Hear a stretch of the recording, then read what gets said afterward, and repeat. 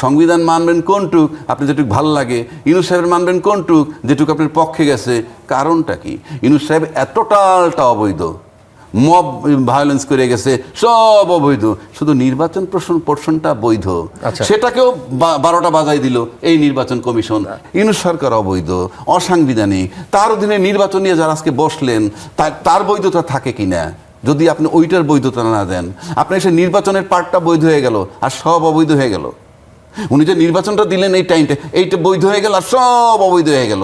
এটা তো সহজ না রে ভাই। আমি বারবার বলি, এটা রাষ্ট্র, দেশ ওই জায়গায় নাই। আপনারা যদি মনে করেন যে ওখানে বসে বসে এখানে সব ঠিক করে ফেলবেন, বাংলাদেশে শেখ হাসিনার চেয়ে প্রশাসনকে সর্বোচ্চ লেভেলে ব্যবহার করতে কেউ পারেনি। হাইয়েস্ট লেভেলে ব্যবহার করছে সে। বাংলাদেশে এ পর্যন্ত যারা এখন তার 30 ভাগের 1 ভাগও ক্ষমতার দাপট দেখাইতে পারবেন বলে এই প্রশাসন দিয়ে আমার কাছে মনে হয়। এই যে বললাম 6 জন অ্যাডমিনিস্ট্রেটর নিয়োগ দিচ্ছেন, গণতান্ত্রিক সরকার, আপনি নির্বাচনে বিশ্বাসী, আপনি দলীয় লোককে কিভাবে নিয়োগ দিয়ে দেন? তাহলে আপনি নির্বাচনে বিশ্বাসী না, কিংবা আতঙ্কিত নির্বাচনের ফলাফল নিয়ে। 3 নম্বর যদি আসে, নির্বাচন কমিশন যেটা করলো, প্রবলেম একটা ক্রিয়েট করে দিল। উনি তো ডাউট তৈরি করে দিলেন, পুরো নির্বাচন প্রক্রিয়া নিয়ে ডাউট হবে এখন। যে আপনি যখন এইখানে এত ভোট কমায় ফেললেন, আপনি তো পুরো নির্বাচনের ফলাফলটাকে বিতর্কিত করে দিলেন। এই যদি গণভোটের আলোকে আপনি সংবিধান সংস্কার না করেন, আপনি সংবিধানে ঢুকতে পারবেন কিভাবে? গায়ের জোরে, নিয়মতান্ত্রিক ভাবে না। উনি যে নির্বাচনটা দিলেন এই টাইমটা, এইটা বৈধ হয়ে গেল আর সব অবৈধ হয়ে গেল। রাষ্ট্র, এটা তামাশা না, এটা মস্করা করতে বসছেন আপনারা। নির্বাচন কমিশন তড়িঘড়ি করে আপনারা নির্বাচনের ফলাফল দিয়ে দিলেন।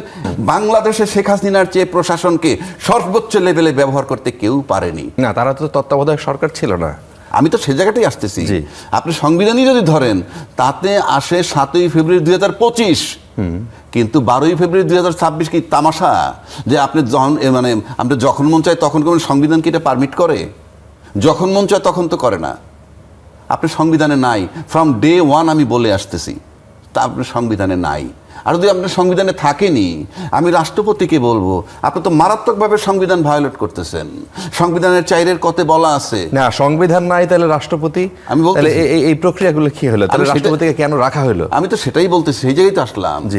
রাষ্ট্রপতি বলছেন ওই ইন্টারভিউতে যে আমি জীবন দিয়ে সংবিধানের ধারাবাহিকতা রক্ষা করব। এইটা তার প্রতিজ্ঞা ছিল। উনি জীবন দিলেন কোথায়?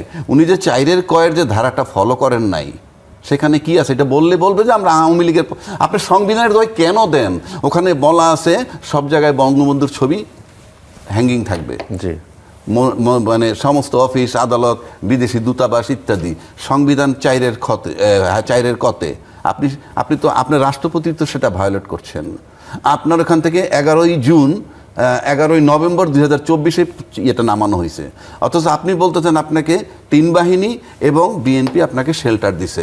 তাহলে তারপরে এইটা আপনি ফলো করেন না, আপনি তো নিজেই সংবিধান ভায়োলেট করছেন। 1, 2, আপনি জানতেছেন ইউনূস সরকার সাংবিধানিক না, you are supported by BNP and army.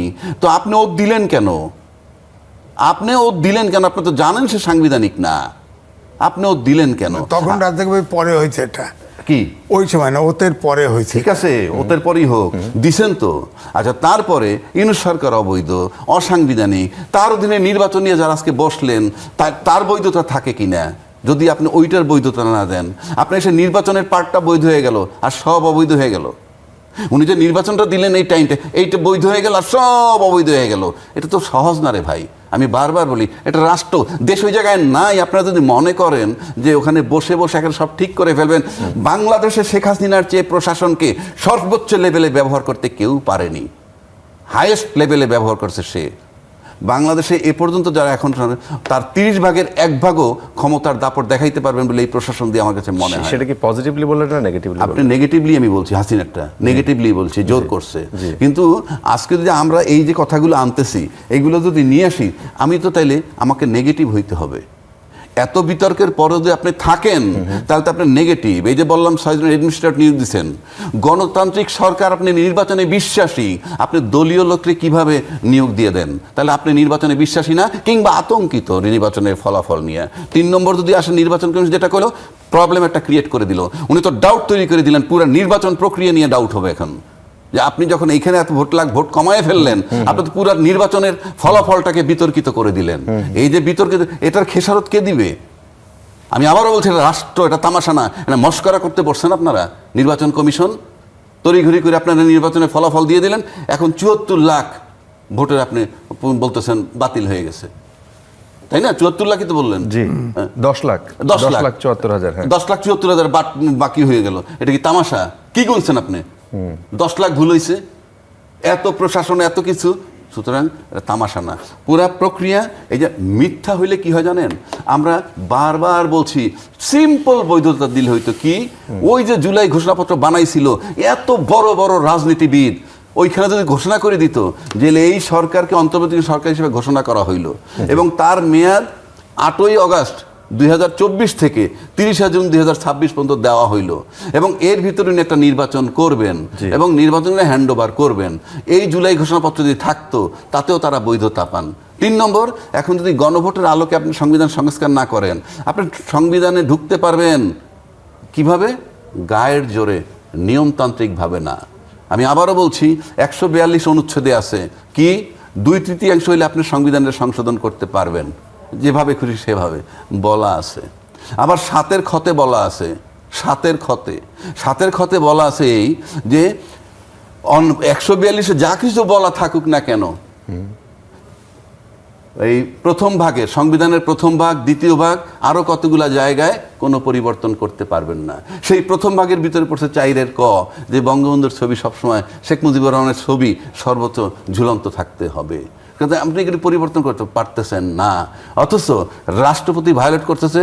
নির্বাচিত সরকার এখন যারা সংবিধানের দোহাই বারবার দিতেছে, তারাও কিন্তু একইভাবে সংবিধান ভায়োলেট করতেছে 4-এর ক মোতাবেক। এটা বললে আমাকে বলবে আমি আওয়ামী লীগ সাপোর্ট, নো, আপনার সংবিধানের দোহাই দেন।